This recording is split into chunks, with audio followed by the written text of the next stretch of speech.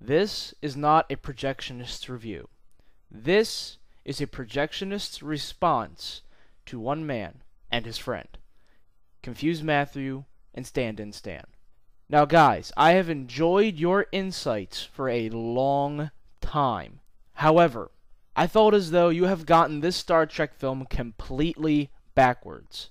First off, let me say that I actually liked this film. I am not a Star Trek fan. I never have been. However, I had a good time with it. Was it perfect? Was it flawless? No. But I enjoyed it. Shortly after I got home from watching this film, I went to Confused Matthew's website and I read his written review. Shortly after that, I watched his reviews on YouTube. Now, in Confused Matthew's defense, his logic for not liking this film is good. He has a legitimate reason not to like this film, and I have no problem with that. But here is my problem with what you're arguing, Matthew. You are arguing that this lead villain, Nero, is acting upon logic for what he is doing. This man is not logical. This man is completely nut-f***ing insane. That is what makes him so dangerous.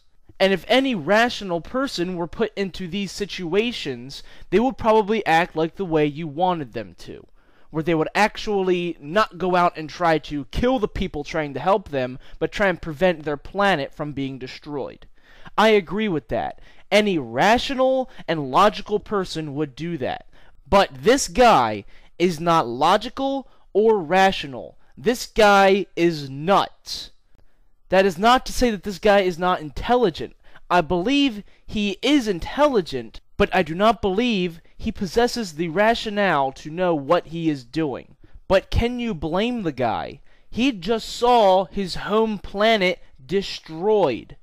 That would push a lot of people over the edge, and apparently that was the tipping point for this guy.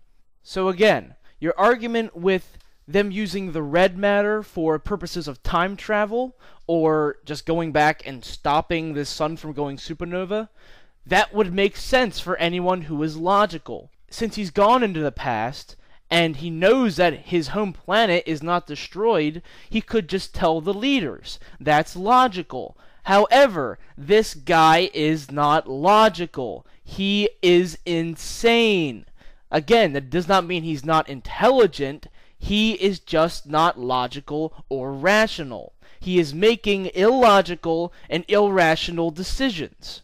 If this guy was a Vulcan, I could understand the argument that you are making, Matthew. Because Vulcans have to deal with logic and rationale. If a Vulcan had gone back in time and was acting like this, I would have hated the film.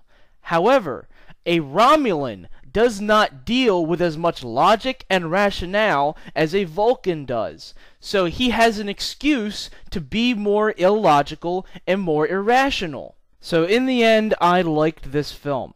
Now, I did come away from this film with one big problem, and it was not the plot or the special effects.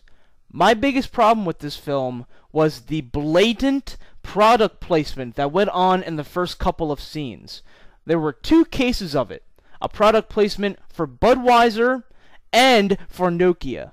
Why does that need to be in there? That upset me. Again, it's not a perfect film. I would have liked something better done with the plot as you did, but I didn't think it was bad. I thought it was good. Now again, I'm going to respect Confused Matthew's take on this. Please don't take this as a personal shot to you.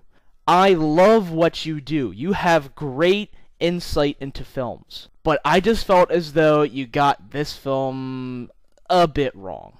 So, take care.